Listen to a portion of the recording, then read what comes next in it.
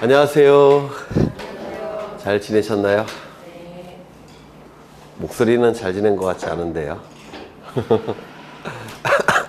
어제 가음을 좀 했더니 저도 잘 지낸 것 같지 않고, 오늘은 등기법 보실 차례인데요. 등기법, 지난주에 등기법의 전체적인 내용을 보셨는데 오늘도 다시 한번 보겠습니다. 갑이라는 사람이 이 물건에 대해서 직접 그리고 독점적 그리고 배타적으로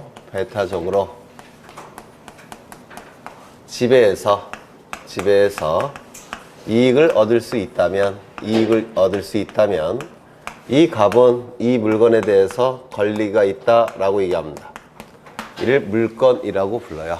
사람이 물건을 직접 독점적 배타적으로 지배해서 이익을 얻을 수 있을 때, 이때 이 사람은 이 물건에 대한 권리, 물건이 있다라고 얘기합니다. 이 물건은 본권을 얘기해요. 본권이 뭔지는 민법에서 하셨습니까? 본권이 뭐예요? 네, 맞아요. 네, 맞습니다. 물건은 크게 둘로 나눠져요. 어떻게 나눠지냐면 점유권과 본권으로 나눠집니다. 이렇게 둘로 나눠지는데요. 본권의 개념은 본래의 물건이란 뜻이에요. 본래의 물건. 그럼 이 본권과 점유권은 어떠한 차이가 있느냐면, 이 사람이 이 물건을 사실상 지배하고 있다면 이 사람은 이 물건을 점유한다, 이렇게 얘기를 합니다.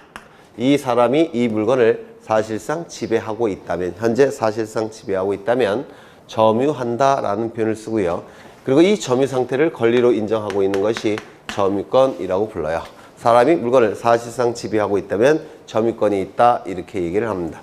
그러면 이 본권과 점유권은 어떠한 차이가 있냐면, 여기 보시면 지배해서 이익을 얻을 수 있는 권리, 캔의 의미가 있죠. 뭐뭐 할 수 있다면 이거는 본권, 이렇게 부릅니다. 본권. 그리고 캔의 의미가 없이 현재 지배하고 있다면 점유권이라고 불러요. 그래서 캔의 의미가 없으면 점유권, 캔의 의미가 있으면 본권, 이렇게 얘기합니다. 근데 이 점유권은 현재 지배하고 있기 때문에 공시방법이 등기가 필요가 없습니다. 근데 이건 지배할 수 있다라고 되어 있죠. 할 수 있기 때문에 현재 지배하고 있는 건 아니죠. 따라서 등기라는 공시방법이 필요해요. 그래서 우리가 얘기하는 공시방법인 등기를 갖춰야 되는 것은 본권을 얘기하는 것이지 점유권을 얘기하는 게 아닙니다. 그래서 사람이 물건을 직접 독점적 배타적으로 지배해서 이익을 얻고 있다면 지배권, 뭐죠? 점유권. 지배할 수 있다면 본권, 이렇게 얘기합니다. 본권은 본래의 물건이에요. 등기와 관련되어 있는 것은 점유권이 아니라 본권을 얘기하는 겁니다. 이때 이 사람이 이 물건을 직접 지배해서 이익을 얻을 수 있다는 얘기는 이 사람이 다른 사람을 통해서 지배하지 않는다는 겁니다. 다른 사람을 통해서 지배한다면 이거는 물건이 될 수가 없어요. 뭘까요? 채권에 불과합니다. 즉 A에 대한 권리, 사람에 대한 권리에 불과해요. 그래서 다른 사람을 통하지 않고 지배할 수 있을 때, 이때 물건, 이렇게 얘기합니다. 독점적 지배라는 얘기는 다른 사람과 함께 지배하지 않는다는 뜻이에요. 다른 사람과 함께 지배하게 되면 이거는 지배한다는 표현을 쓰기가 좀 힘들어요. 왜? 다른 사람이 방해할 수가 있으니까. 그래서 혼자 지배해야지만 이게 본권이 된다는 겁니다. 그 다음에 배타적으로 지배한다는 얘기는 타인을 배척해서 지배한다는 뜻인데, 이때 갑이 지배할 때 타인이 방해 놓을 수 있겠죠. 그럼 타인이 방해를 놓는다면 그 타인을 배척할 수가 있다는 겁니다. 이를 배타적 지배라고 불러요. 그래서 이 직접 독점적 배타적 지배라는 얘기는 채권과 구별되는 물건의 어떤 특징입니다. 채권과 구별되는 물건의 특징이에요.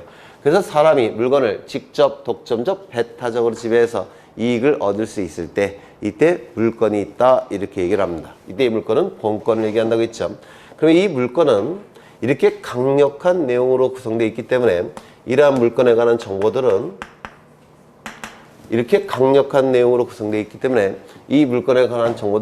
제3자가 알 수 있도록 해야 됩니다. 제3자가 인식이 가능하도록 만들어 놔야 되겠다는 겁니다. 이렇게 강력한 내용으로 구성되어 있으니까.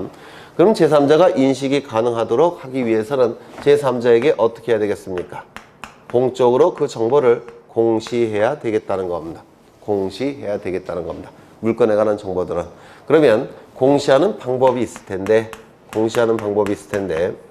이 물건의 종류에 따라서 공시 방법은 둘로 나눠져요. 첫 번째, 이 물건이 동산일 때는 공시 방법이 뭘까요? 점유. 이 물건이 부동산일 때는 공시 방법이 뭘까요? 등기가 됩니다. 그래서 공시 방법은 동산일 때는 점유, 그리고 부동산일 때는 등기를 갖추는 거예요. 그래서 이 부동산 등기라는 개념과 부동산 공시 방법은 같은 뜻이에요. 부동산 등기와 부동산 공시 방법은 같은 뜻이 됩니다. 그러면 이 부동산 등기는 그 개념이 뭐냐? 지난주에 했었는데 5가지 개념들로 구성되어 있어요. 첫 번째, 이 부동산 공시 방법인 등기는 등기소에 있는 등기관이 하는 겁니다. 등기소에 있는 등기관이 하는 거예요. 두 번째, 그러면 무엇을 등기하는 것인가? 부동산 표시에 관한 정보와 권리에 관한 정보들을 등기하는 겁니다. 누가? 등기소에 있는 등기관이 무엇을? 부동산 표시에 관한 정보와 권리에 관한 정보들을 등기를 하는 겁니다. 그러면 어디에다가 등기하는 걸까요? 부동산 등기부라는 공적인 장부에 등기를 하는 겁니다. 그러면 어떻게 등기를 하는 걸까요? 등기법이 정하는 아주 엄격한 절차가 있습니다. 그 등기법이 정하는 절차에 따라서 등기를 하는 겁니다. 그러면 등기한다는 것은 구체적으로 무엇을 의미하느냐? 등기한다는 것은 무엇을 의미하느냐? 정보를 얘기하겠죠. 어디 갔어요? 이 정보. 등기부에 기록된 정보를 얘기할 겁니다. 맞아요. 또한 등기라는 개념은 부동산에 관한 정보를 기록에 올린다라는 뜻이에요. 등은 등산할 때 그 등자고요. 기는 기록이라는 뜻이에요. 기록에 올리는 거. 그러면 기록에 올린다는 얘기는 기록한다는 뜻이죠. 맞아요. 따라서 등기라는 개념은 기록하는 거 또는 기록된 정보, 기록된 정보 자체. 이것을 부동산 등기라고 부르겠다는 겁니다. 그래서 이 부동산 등기의 개념은 5가지 개념들로 구성되어 있어요. 이거 좀 외워두셔야 됩니다. 왜냐면 부동산 등기법의 가장 골격이 되는 부분이에요. 목차. 보통 교재는 이 목차대로 서술되어 있습니다. 그래서 가장 골격이 되는 부분이어서 이 골격을 좀 외워두셔야 돼요. 여기다 살을 붙여놓은 것이 여러분이 이제 앞으로 받으실 교과서가 될 겁니다. 그래서 누가 하는 것이냐? 등기소에 있는 등기관이 하는 겁니다. 누가? 등기소에 있는 등기관이 무엇을? 부동산 표시에 관한 정보와 권리에 관한 정보들을 어디에다가? 부동산 등기부라는 공적인 장부에다가 어떻게? 등기법이 정하는 엄격한 절차에 따라서 기록하는 것, 기록 그 자체를 부동산 등기라고 부르겠다는 겁니다. 꼭 외워두셔야 돼요. 그러면 이제 하나씩 보실 텐데 지금 보실 것은 지난주에 다 했던 거예요. 했던 거지만 워낙 기본이 되고 기초가 되고 중요하기 때문에 다시 한번 반복을 하는 겁니다. 먼저 등기소는 지난주에 그 개념이 뭐라고 했습니까? 등기소는 등기사무를 담당하는 국가기관을 등기소라고 불러요. 등기사무를 담당하는 국가기관, 이를 등기소라고 부릅니다. 사실은 등기소라는 말은 등기하는 장소라는 뜻이죠. 근데 이게 국가기관으로 바뀐 겁니다. 등기사무를 담당하는 국가기관. 그러면 이 등기관은 그 개념이 뭘까요? 등기사무를 했던 건데 담당하는 국가공무원을 등기관이라고 부릅니다. 이 관은 관리라는 뜻이에요. 등기하는 관리. 따라서 등기사무를 담당하는 국가공무원 하면 등기관, 국가기관 하면 등기소, 이렇게 얘기를 합니다. 이 등기사무를 담당하는 국가기관은 크게 3가지가 있는데 첫 번째, 등기소라는 명칭을 가진 국가기관. 등기소라는 명칭을 가진 국가기관은 등기사무를 담당합니다. 등기소라는 명칭을 가진 국가기관은 등기사무를 담당해요. 두 번째, 법원 중에서 지방법원이라는 법원이 있습니다. 지방법원, 줄여서 지법이라고 부르는데 이 지방법원에는 등기국이라는 부서가 있다든지 등기과라는 부서가 있어요. 이 등기과라는 부서가 등기사무를 담당을 합니다. 규모가 큰 서울 쪽에 있는 지방법원들은 등기국이라는 부서에서 등기사무를 담당하고요. 지방에 있는 작은 지방법원들은 등기과라는 부서가 있는데 여기서 등기사무를 담당해요. 그런데 이건 국가기관은 아니고요. 부서예요. 지방법원에 설치된 하나의 부서니까 이러한 부서를 두고 있는 이 지방법원도 이것도 등기사무를 담당하는 국가기관이 될 수가 있어요. 그 다음에 세 번째, 지원이라는 작은 법원이 있는데 이 지원이라는 작은 법원에 등기과 또는 등기계라는 부서가 있습니다. 여기서도 등기사무를 담당을 합니다. 그러면 이러한 부서를 두고 있는 지원이라는 법원도 넓은 의미에서 등기소라고 불러요. 그래서 등기소라는 국가기관은 세 가지가 존재합니다. 이 등기소를 좁은 의미의 등기소라고 해서 협의의 등기소라고 부르고요. 이건 넓은 의미의 등기소라고 해서 강의의 등기소라고 부릅니다. 넓은 의미, 좁은 의미라는 뜻이에요. 그래서 강의의 등기소 안에는 세 가지가 있습니다. 협의의 등기소, 지방법원, 지원. 이 세 가지를 통틀어서 광의의 등기소로서 등기사무를 담당을 하게 됩니다. 그 다음에 이 등기관이라는 국가공무원은 등기사무를 담당하는 국가공무원이죠. 이 등기관도 두 가지 종류가 있어요. 하나는 당연직 등기관, 또 하나는 지정직 등기관. 이렇게 두 가지 종류의 등기관이 있는데 이 당연직 등기관을 자동 등기관이라고도 불러요.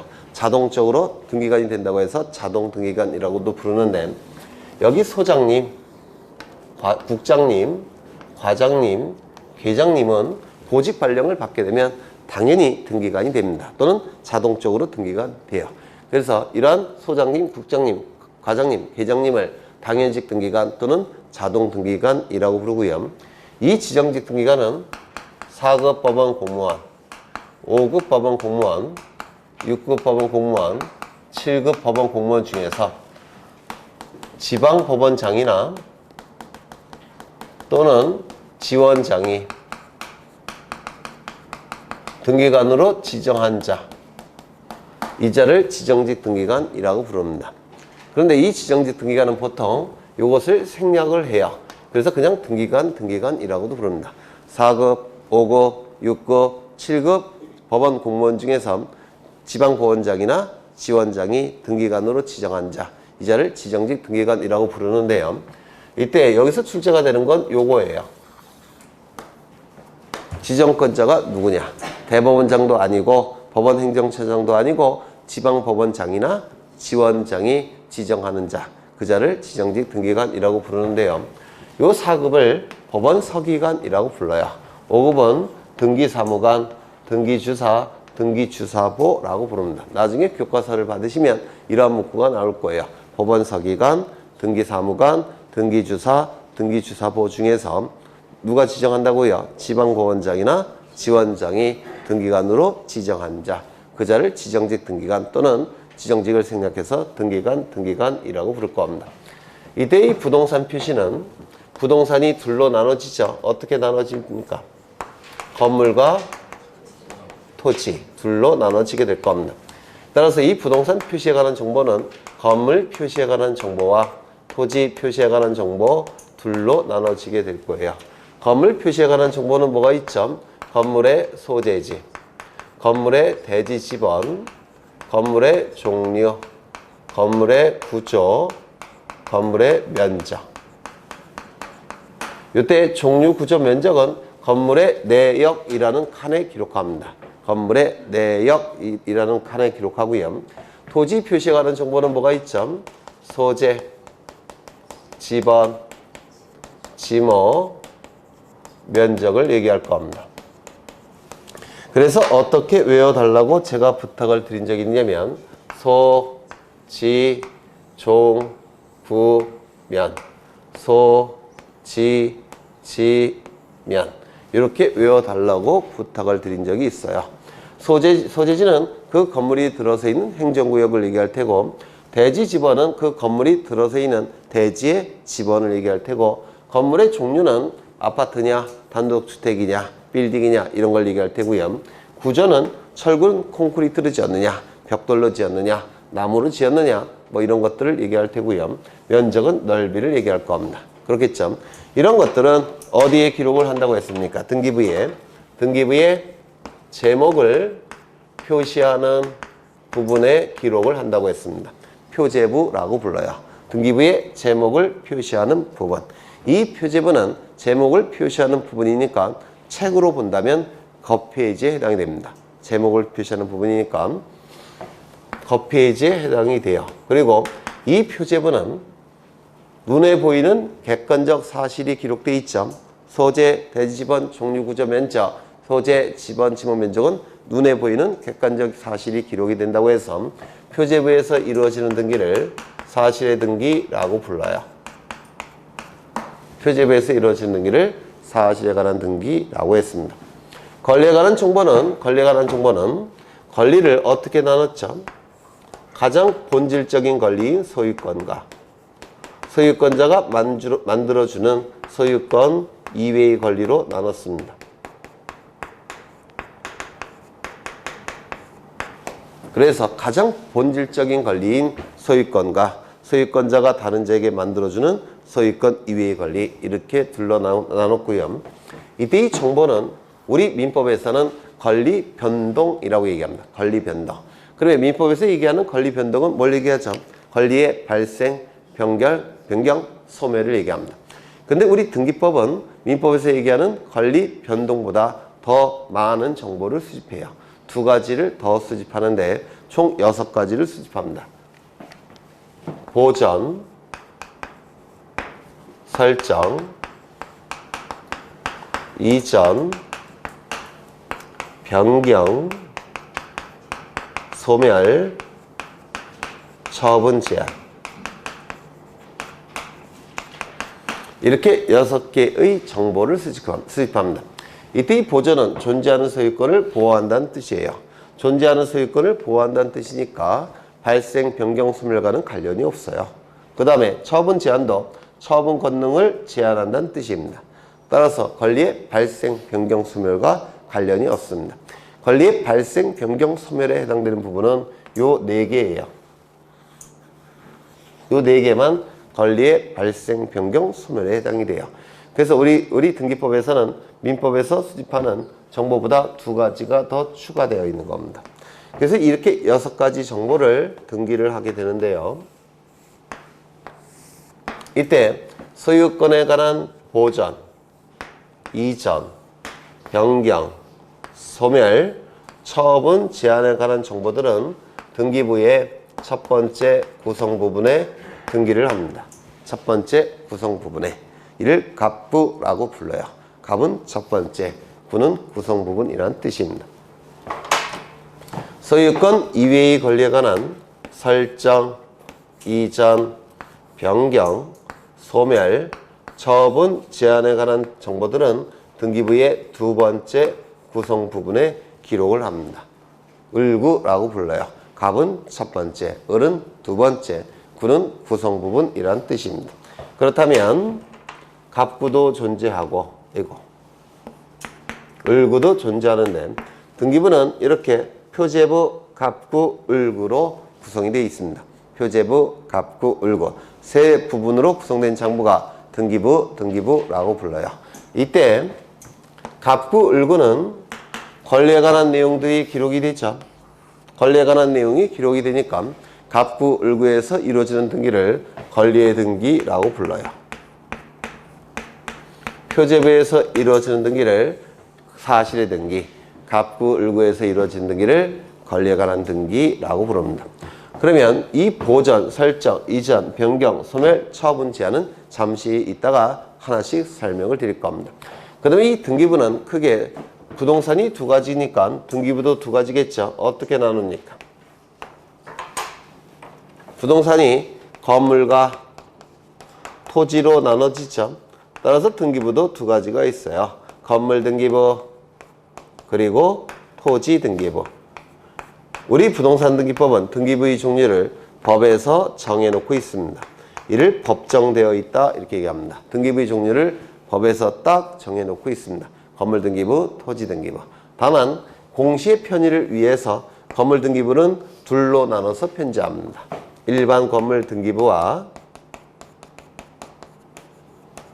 집합 건물 등기부 둘로 나눠서 편제를 해요. 그런데 이 일반 건물 등기부와 집합 건물 등기부는 둘 다 건물 등기부예요. 따라서 등기부의 종류는 세 가지가 아니라 두 가지라고 강조를 드린 적이 있습니다. 맞죠? 이때 출제가 되는 등기부는 이거 출제 안 돼요. 이것도 출제 안 됩니다. 출제가 되는 등기부는 요 집합 건물 등기부입니다. 이게 상급의 문제로 한 문제 정도가 출제가 됩니다. 특히 집합 건물 등기부 표제부 부분이 출제가 이루어지게 돼요. 그 다음에 이 기록 자체, 즉 정보인, 부동산 권리에 관한 정보인 요 기록 자체가 등기라는 건 문제가 없습니다. 그런데 기록하는 행동도 등기를 보게 됩니다. 기록하는 거. 즉 신청 정보의 내용을 등기부에 옮겨 적는 과정, 등기관이 이렇게 옮겨 적는 과정, 이것도 등기로 보게 됩니다. 이게 왜 등기가 되냐면 등기란 말 자체가 기록에 올리는 거예요. 기록에 올리는 것, 기록하는 것. 그래서 기록하는 것도 등기로 보게 됩니다. 그래서 이게 등기법의 부동산 등기의 개념입니다. 개념. 그래서 이 개념을 좀 기억해 두셔야 돼요. 다시 한번 읽어보죠. 부동산 등기는 첫 번째 누가? 등기소에 있는 등기관이.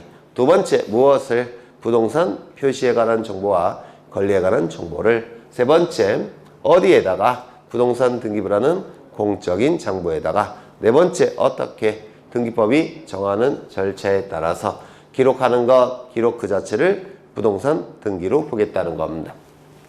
가장 기본이 되는 내용들이에요. 그런데 여기서 요거를 좀 보겠습니다. 요거. 지난 시간에 요거 했습니까? 안 했어요? 그럼 민법에서 했습니까? 안 했어요? 그러면 등기법에서 보시면 되겠죠. 앞으로 이런 용어들을 굉장히 많이 보시게 될 거예요. 보전, 설정, 이전, 변경, 소멸, 처분 제한. 이러한 개념들을 앞으로 민법과 등기법을 공부하시면서 또 중개업법을 공부하시면서 계속 보시게 될 겁니다. 갑은 자신의 노력과 비용으로 건물을 신축합니다. 그러면 우리 민법 제186, 187조에 의해서 이 갑은 소유권을 취득하게 돼요. 또는 자신의 노력과 비용으로 바다를 메꿔서 토지를 만듭니다. 그러면 우리 민법 제187조에 의해서 갑은 소유권을 취득을 합니다. 187조 민법에서 공부한 적 있습니까? 안 했어요? 민법에서? 안 했을 리는 없는데. 187조가 뭔지 모르셔요? 상소, 공영징수, 판결, 경매, 기타. 안 하셨어요? 네. 여튼 민법 187조에 의해서 이 갑은 소유권을 취득합니다. 자신의 노력과 비용으로 건물을 신축한다든지 또는 자신의 노력과 비용으로 바다를 메꿔서 토지를 만들게 되면 우리 민법 제187조에 의해서 이 노력과 비용을 투입한 자는 소유권을 취득하게 됩니다. 그래서 갑은 소유권자예요. 그런데 갑이 이 부동산에 관한 소유권자인데 이 소유권을 다른 자들로부터 보호를 받고 싶습니다. 다른 자들에게 침해를 받지 않고 싶어요. 그러기 위해서는 다른 사람에게 알려야 됩니다. 보호를 받기 위해서는 다른 자들에게 미리 알려야 돼요. 즉 공시해야 됩니다. 여기까지 되셨을까요? 갑이 취득한 소유권을 다른 자들로부터 방해나 침해를 받지 않기 위해서는 내가 이 부동산에 관한 소유권자라는 사실을 다른 사람에게 미리 알린다는 겁니다. 알려야지만 보호를 받을 수가 있다는 겁니다. 그러면 공시하는 방법이 있을 텐데 이 공시하는 방법은 토지와 건물은 공시하는 방법이 뭡니까? 등기를 갖추는 겁니다. 등기를 갖추는 거예요. 토지와 건물은. 따라서 이 값은 등기소에 가서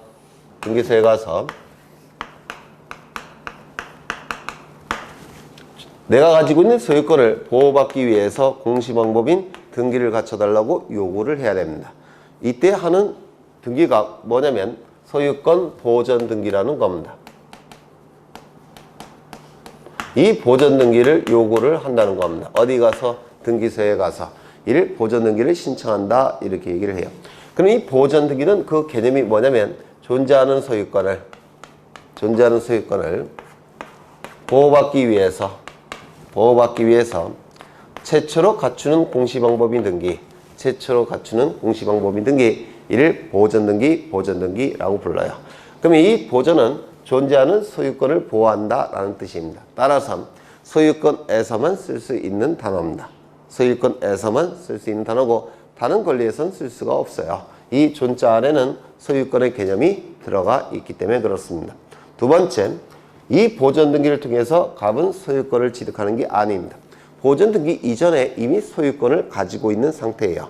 그 가지고 있는 소유권을 보호받기 위해서 갖추는 최초의 공시 방법인 등기가 보전 등기입니다. 따라서 보전 등기 이전에 가지고 있는 소유권을 보호받기 위해서 공시 방법인 등기를 갖춰달라고 등기소에 요구를 하는 겁니다. 따라서 이 보전 등기는 권리의 발생, 변경, 소멸과 관련이 있을까요? 없을까요? 없습니다. 권리의 발생, 변경, 소멸과 관련이 없어요. 왜? 등기를 갖추기 이전에 이미 가지고 있는 소유권을 보호받기 위해서 하는 등기에 불과하기 때문에 그렇습니다. 또한 이 보전 등기는 보전 등기 신청을 통해서 등기부가 만들어집니다. 소유권 보전 갑 이렇게 최초로 이루어지는 등기가 보전 등기예요. 그래서 이 보전 등기는 등기부를 개설하는 등기, 등기부를 만드는 등기라고 얘기합니다. 맨 처음으로 신청하는 등기이기 때문에 그렇습니다. 이거 되셨을까요? 보전 등기는 존재하는 소유권을 보호받기 위해서 최초로 신청하는 등기, 이걸 보전 등기라고 부릅니다. 보전은 존재하는 소유권을 보호한다는 뜻이에요. 권리의 발생, 변경, 소멸과 전혀 관련이 없습니다. 되셨을까요? 되셨죠? 그런데 이 소유권이라는 권리는 우리 민법에 의하면 세 가지 권능으로 구성되어 있는데 그 세 가지 권능이 뭐가 있을까요? 이 부동산을 사용할 수도 있고, 이 부동산을 가지고 수익을 낼 수도 있고, 이 부동산을 가지고 처분해서 돈으로 바꿀 수도 있는 그러한 권능으로 구성된 권리가 바로 소유권이라는 권리입니다. 그래서 이 소유권이라는 권리는 사용권능, 수익권능, 처분권능 세 가지 권능을 모두 가지고 있는 가장 완전한 형태의 권리라고 불러요. 세 가지 권능을 다 가지고 있는 권리는 소유권 말고는 없습니다. 그래서 소유권을 세 가지 권능을 다 가지고 있다고 해서 가장 완전한 형태의 물권, 완전 권리라고 부릅니다. 다른 권리들은 세 가지 권능 중에서 일부만 가지게 됩니다. 이 세 가지 권능을 가지고 있는 권리가 소유권이라고 했죠. 이때 갑은 자신이 가진 이 세 가지 권능 중에서 일부를 떼어내서 다른 자에게 일정한 권리를 만들어서 정해줄 수가 있습니다. 이를 설정한다라는 용어를 써요. 이 설자는 만들 설자입니다. 만들 설자, 만들다라는 뜻을 가지고 있고요. 정자는 정할 정자예요. 정할 정자.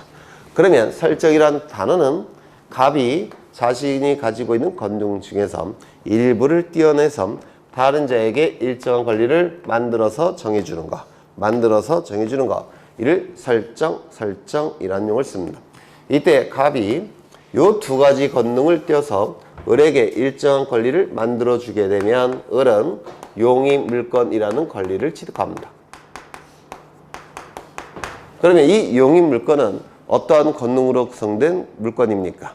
사용권능, 수익권능. 요 두 가지 권능으로 구성된 물건에 대한 권리가 용의 물권이라고 불러요. 어떠한 권리가 있습니까? 지상권, 그리고 지역권, 그리고 전세권. 요 세 가지 권리를 용의 물권이라고 불러요. 즉 사용권능, 수익권능으로 구성된 권리입니다. 그러면 지상권은 의미가 뭐죠? 토지 윗상자입니다. 토지 위를 사용, 수익할 수 있는 물건에 대한 권리, 이를 지상권이라고 불러요. 토지 위를 사용, 수익할 수 있는 물건에 대한 권리, 이게 뭐라고요? 지상권. 지역권은 이건 땅지자겠죠. 이거는 역할을 할 때 그 역자입니다. 그래서 다른 토지에게 일정한 역할을 요구해서 사용, 수익할 수 있는 권리. 다시요. 다른 토지에게 일정한 역할을 요구해서 그 다른 토지를 사용, 수익할 수 있는 물건에 대한 권리, 이를 지역권이라고 불러요. 이 다른 토지를 민법에서는 승역지라고 부릅니다. 승역지에게 일정한 역할을 요구해서 그 승역지를 사용, 수익할 수 있는 물건에 대한 권리, 이를 지역권이라고 부릅니다. 전세권은 전적으로 세들어 살 수 있는 권리를 전세권이라고 불러요. 세들어 산다는 얘기는 돈을 내고 사용, 수익한다는 뜻이에요. 돈을 내고 사용, 수익하는 권리. 전적으로 돈을 내고 사용, 수익할 수 있는 물건에 대한 권리, 이를 전세권, 전세권이라고 부릅니다. 두 가지 권능으로 구성된 권리예요. 사용권능, 수익권능. 이 갑은 요 권능을 떼어갖고 을에게 처분 물건을 만들어서 정해줄 수가 있습니다. 즉 처분 물건을 만들어서 정해줄 수가 있어요. 이 처분 물건은 요즘은 담보 물건이라는 용어를 씁니다. 뭐 같은 뜻이에요. 그러면 이 담보 물건은 어떠한 권능으로 구성되어 있을까요? 처분 권능. 처분 권능. 민법에서 하셨을 텐데 여기에 이런 부동산이 있고 소유권자는 갑입니다.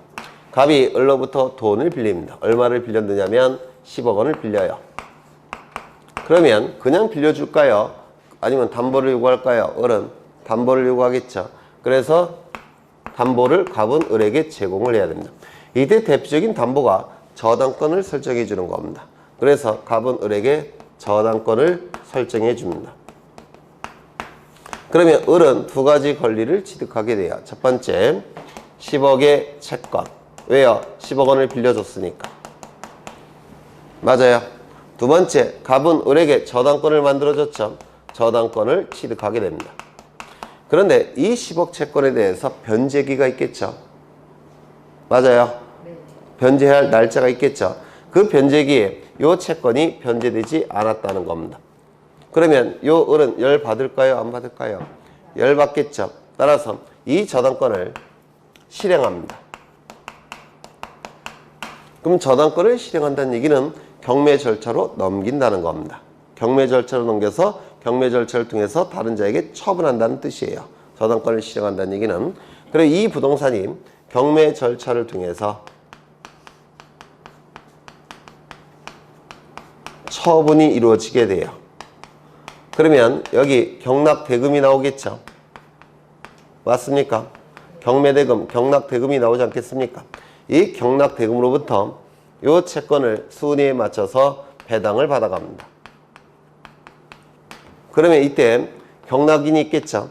경락인은 소유권을 취득하게 될 겁니다.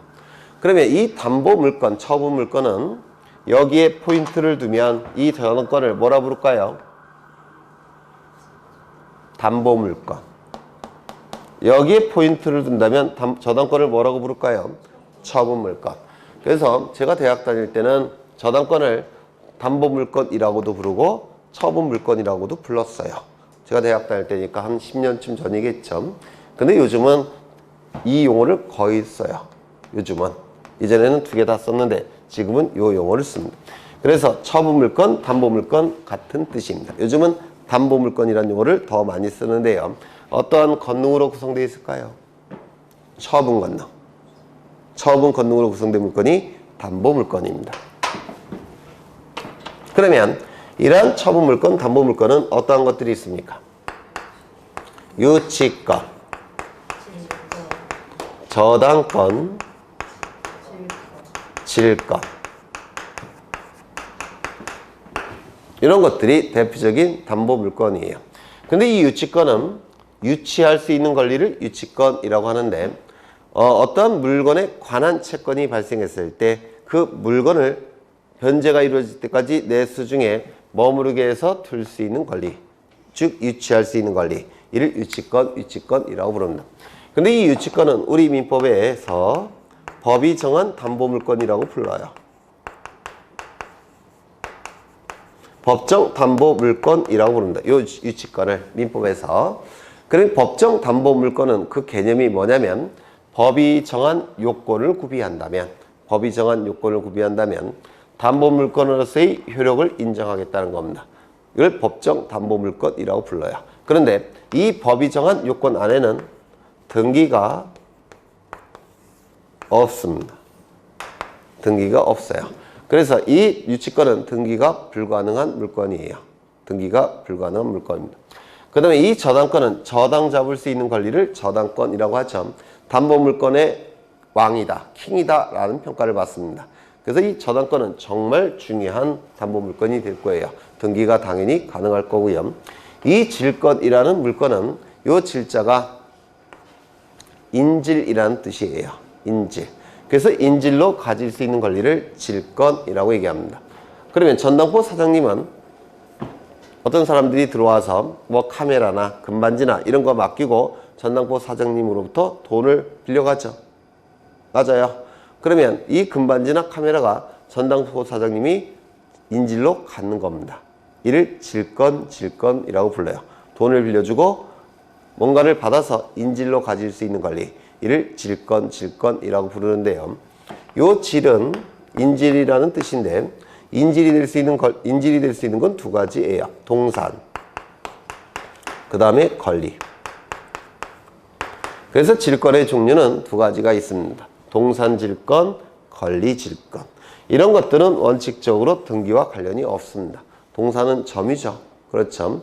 그 다음에 이 권리도 채권을 얘기합니다. 원칙적으로. 채권을 얘기하기 때문에 등기와는 관련이 없어요. 그래서 질권은 원칙적으로 등기와는 관련이 없다라고 얘기합니다. 다만 이 권리 중에서 저당권이 붙은 이 붙자는 붙일 붙자예요. 저당권이 붙은 채권 질권은 등기가 가능하다 이렇게 얘기합니다. 이건 나중에 보실 거예요. 저당권이 붙은 채권 질권은 예외로 등기가 가능하다라고 얘기합니다. 그래서 이 질권 중에서 등기가 가능한 질권은 하나예요. 뭘까요? 저당권이 붙은 채권 질권. 이것만 등기가 가능합니다. 되셨을까요? 안 되셨을까요? 되셨죠? 여튼 이 갑은 자신이 가진 이 권능 중에서 일부를 떼어서 다른 자에게 일정한 권리를 만들어서 정해주는 게 뭐라고요? 설정. 그러면 이 갑을 뭐라고 부르냐면 설정자라고 부릅니다. 그 다음에 이 을은 설정을 받은 자로서 권리자가 되겠죠. 맞아요. 그러면 설정을 해주는 갑이 가진 권리의 크기와 설정을 받은 을이 가지는 권리의 크기는 필연적으로 어느 게 더 클 수밖에 없습니까? 이러한 관계가 성립이 돼요.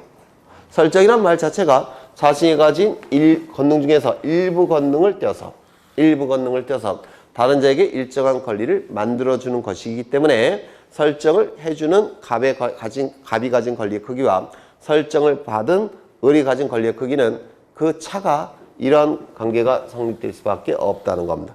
이거 이해가 되셔요? 그러면 갑이 을에게 소유권을 설정해 준다. 이런 용어는 쓸 수 있습니까? 없습니까? 네? 갑이 을에게 소유권을 설정해 준다. 이런 용어를 쓸 수 있을까요? 없을까요? 있어요. 그러면 갑이 가진 권리는 뭡니까? 소유권. 을이 취득하는 권리도 뭐가 됩니까? 소유권. 이러한 관계가 아니죠. 따라서 소유권을 설정해 준다는 용어는 쓸 수가 없어요. 소유권은 가장 완전한 형태의 권리고 가장 큰 크기의 권리이기 때문에 소유권을 설정해 준다라는 용어는 쓸 수가 없다는 겁니다. 이거 이해가 되실까요? 그러면 여기서 아까 보전은 소유권에서만 쓰는 용어라고 했죠. 설정은 소유권에서는 쓸 수가 없는 용어입니다. 소유권에서만 쓰는 용어고 소유권에서는 쓸 수가 없는 용어예요. 이거 이해가 되실까요? 그렇죠. 그 다음에 갑이 을에게 소유권을 만들어주기 위해서는 설정이라는 용어를 쓰지 못하고 이전이라는 용어를 써야 됩니다. 이전. 그럼 이전이라는 용어는 무슨 뜻이냐면 이자가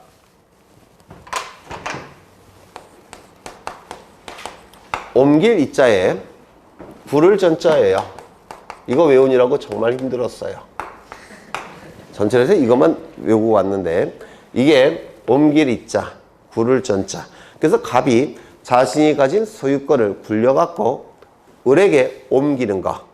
이게 이전이라는 용어를 씁니다. 즉 이전을 해주는 자와 이전을 받는 자가 취득하는 권리 크기가 같을 때 쓰는 게 뭐라고요? 이전. 이전을 해주는 자와 이전을 받는 자가 갖는 권리가 같은 크기일 때 쓰는 용어가 이전이에요. 굴려서 다른 자에게 옮긴다. 이거 이해가 되셔요? 그렇죠. 그러면 요 을이 갑이 을에게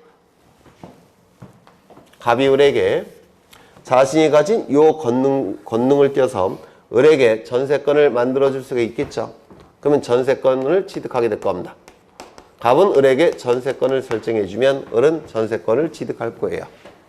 근데 을이 이 전세권을 굴려서 다른 자에게 넘기겠다는 겁니다. 그때는 어떠한 용어를 쓴다고요? 이전. 전세권 이전이라는 용어를 씁니다. 그래서 이전을 해주는 자가 갖는 권리와 이전을 받는 자가 취득하는 권리 크기는 어떻다고요? 같을 때. 이때 어떤 용어를 쓴다고요? 이전. 민법에서는 주체가 변경이 됐다고 해서 주체의 변경 이렇게도 얘기합니다. 이전은 주체의 변경과 같은 뜻이에요. 그러면 이 병은 전세권 취득하겠죠? 맞아요. 이때 이전을 해주는 자가 가지고 있는 권리와 이전을 받는 자가 취득하는 권리 크기가 같을 때 무슨 용어? 이전. 그러면 갑이 가진 소유권을 다른 자에게 굴려서 넘길 때는 어떤 용어? 소유권 이전. 되셨나요? 저당권을 넘겨줄 때는 저당권 이전. 다 이전이라는 용어를 씁니다. 이때 이 전세권의 존속기간이 예를 들어서 2년입니다. 2년. 존속기간이 2년이에요. 2년 동안 사용수익할 수 있겠죠. 그런데 존속기간을 늘렸다는 겁니다. 3년으로. 이렇게 내용이 바뀌는 거. 이를 변경이라는 용어를 씁니다. 내용이 달라지는 거, 변경. 내용이 달라지는 거, 변경. 전세권의 내용이 바뀌었죠. 이때 쓰는 용어가 뭐라고요? 변경. 그러면 이제 3년이 경과가 됐습니다. 3년이 경과가 되면 더 이상 병은 저 토지나 건물을 사용수익할 수 있습니까? 없습니까? 없겠죠. 전세권이 없어지겠죠. 이를 소멸이라는 용어를 써요. 소멸, 권리가 없어지는 거. 이를 소멸이라고 부릅니다. 소멸. 맞아요. 맞겠죠. 그 다음에 요 갑은 이 부동산에 관한 사용 권능, 수익 권능, 처분 권능을 다 가지고 있는 소유권자죠. 맞아요. 이때 이 처분 권능이 제한을 받는 경우가 있습니다. 이를 처분 제한이라고 부릅니다. 처분 권능을 제한하는 것. 이 처분 권능을 제한하는 것을 처분 제한이라고 부르는데 이 처분 권능을 제한하기 때문에 이거는 멋대로 제한할 수는 없고 국가의 판단이 필요합니다. 즉 법원의 판단이 필요해요. 그래서 법원의 처분 권능을 제한을 요구하는 것을 뭐라 부르냐면 이런 거 들어보셨습니까? 가압류, 가처분 이런 거 들어보셨습니까? 가압류나 가처분을 법원에 신청을 합니다. 그러면 법원은 가압류나 가처분에 대해서 결정을 하게 돼요. 그러면 이 처분 권능이 제한이 됩니다. 이를 처분 제한이라고 불러요. 되셨을까요? 그러면 6가지를 다 보신 겁니다. 보전, 설정, 이전, 변경, 소멸, 처분 제한. 이때 보전과 처분 제한은 권리의 발생, 변경, 소멸과는 관련이 전혀 없습니다. 권리의 발생, 변경, 소멸과 관련이 있는 것은 설정, 이전, 변경, 소멸. 요 4가지만 권리의 발생, 변경, 소멸과 관련이 있어요. 그래서 우리 등기법의 정보는 민법에서 얘기하는 권리 변동보다 2가지가 더 추가되어 있는 겁니다. 보전과 처분 제한이 되셨을까요? 보전은 소유권에서만 쓸 수 있다고 했죠. 맞아요. 설정은 소유권에서만큼은 쓸 수가 없다고 그랬죠. 네, 요 정도 보시면 될 거예요. 그러면 이제 책을 통해서 조금 확인을 해보죠. 294쪽에 서론이 나오는데 부동산 개념이, 부동산 등기의 개념이 나와 있죠. 이게 더 정확한 표현이에요. 교재보다. 이게 좀 더 정확한 표현입니다. 다시 한번 읊어보죠. 누가? 등기소에 있는 등기관이 무엇을? 부동산 표시에 관한 정보와 권리에 관한 정보를 어디에다가? 부동산 등기부라는 공적인 장부에다가 어떻게? 등기법이 정하는 절차에 따라서 기록하는 것, 기록 자체를 뭐라고 부른다고요? 부동산 등기라고 부를 겁니다. 그 다음에 용어의 정리 나와 있는데 여기서 등기부는 등기부와 등기기록 1번과 3번을 좀 보시면 이 등기기록은 뭐냐면 토지마다 건물마다 장부가 하나씩 있어야 되죠. 이를 등기기록이라고 불러요. 100번지 토지에 대한 등기기록, 101번지 토지에 대한 등기기록. 그런데 대한민국에 있는 토지 등기기록 다 포함해서 토지등기부라고 부르고요. 대한민국에 있는 건물에 관한 등기기록을 다 통틀어서 건물등기부라고 불러요. 그래서 부동산마다 존재하는 정보가 뭐죠? 등기기록. 그리고 토지에 관한 등기기록 통틀어서 토지등기부. 대한민국에 있는 토지등기기록 통틀어서 토지등기부. 대한민국에 있는 건물등기기록 통틀어서 건물등기부 이렇게 얘기를 하는 겁니다. 그런데 그냥 혼용해서 써요. 혼용해서. 그 다음에 등기필 정보는 뒤에서 보시게 될 테고요. 그 다음에 등기부 부본 자료가 있는데 지금 등기부는 전산 등기부입니다. 옛날에는 종이로 만들어진 등기부였지만 현재는 전부 다 컴퓨터 파일 형태의 전산 등기부예요. 그러면 전산 등기부는 특징이 있는데 첫 번째, 복제가 쉽죠. 맞아요. 복제가 쉽습니다. 두 번째, 바이러스 먹기도 쉽죠.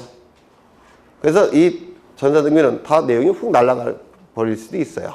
그래서 이 전산등기부는 복제도 쉽고 그리고 훅 날아가 버리기도 쉬우니까 등기를 할 때마다 등기관은 복제를 해 놓습니다. 그 복제된 자료를 등기부 부본 자료라고 불러요. 등기부 부본 자료. 등기할 때마다 복제를 해 놓는데 이를 등기부 부본 자료라고 부릅니다. 그 다음에 오른쪽에 부동산 등기의 종류가 나와 있는데 이거는 지금 다 하기는 그렇고 거기 사실의 등기, 표제부 등기를 얘기한다고 했죠. 권리의 등기, 갑부, 을구의 등기를 얘기한다고 했죠. 그 정도 개념을 보시면 될 것 같아요. 쭉 넘기십니다. 그 다음에 형식에 의한 분류, 그 다음에 내용에 의한 분류 이런 거는 여기서 공부하면 시간이 많이 걸리니까 뒤에 본론에서 공부를 하시면 앞에 거는 자동적으로 아시게 돼요. 그래서 이런 것들은 따로 안 하셔도 뒤에서 하나씩 보시게 될 겁니다. 그 다음에 형식에 의한 분류가 나오는데 이거는 그냥 간단하게 개념만 보겠습니다. 등기를 형식에 따라서 둘로 나눠집니다. 하나는 독립등기, 또 하나는 부기등기. 이렇게 둘로 나눠진대요. 이 형식은 숫자를 얘기하는 겁니다. 숫자. 그래서 독립등기라 하면 숫자 하나로 구성된 등기를 독립등기라고 불러요. 숫자 하나가 독립적으로 등기를 구성되어 있다고 해서 독립등기라고 불러요. 또는 주등기라고도 부릅니다. 숫자 하나가 독립적으로 구성된 등기가 뭐라고요? 독립등기, 주등기. 그 다음에 부기등기는 요 부자가 붙일 부자예요. 붙었다라는 뜻을 가지고 있고요. 이 기는 기록한다라는 뜻입니다. 그러면 이 부기등기는 뭐냐면 주등기, 독립등기에 붙여서 기록하는 등기. 이를 부기등기라고 부릅니다. 그러면 주등기가 1번이라고 한다면 여기에 붙여서 기록하는 등기. 이게 부기등기라고 얘기합니다. 여기에 붙여서 기록하는 등기. 여기에 붙여서 기록하는 등기. 이를 부기등기라고 불러요. 주등기에 붙여서 기록하는 등기. 이를 부기등기라고 얘기합니다. 그러면 주등기에 붙여서 기록하니까 숫자가 몇 개가 나올까요? 네? 2개. 2개로 구성된 등기가 부기등기예요. 주등기가 2라고 한다면 여기에 붙여서 기록하는 등기. 이를 부기등기라고 불러요. 주등기가 3번이면 여기에 붙여서 기록하는 등기. 이걸 뭐라 부른다고요? 부기등기. 주등기에 붙여서 기록하는 등기, 부기등기라고 불러요. 근데 이 부기등기는 우리 시험에 아주 잘 나옵니다. 아주 잘 나오는데 지금은 기초과정이니까 개념만 보겠습니다. 그래서 숫자 하나로 구성된 등기가 뭐라고요? 주등기, 독립등기. 숫자 2개로 구성된 등기가 무슨 등기? 부기등기. 그렇죠. 그 다음에 뭐 종국등기, 예비등기는 나중에 보실 거고, 그 다음에 등기사항을 보겠습니다. 이건 좀 쉬었다 하죠. 쉬었다 하겠습니다.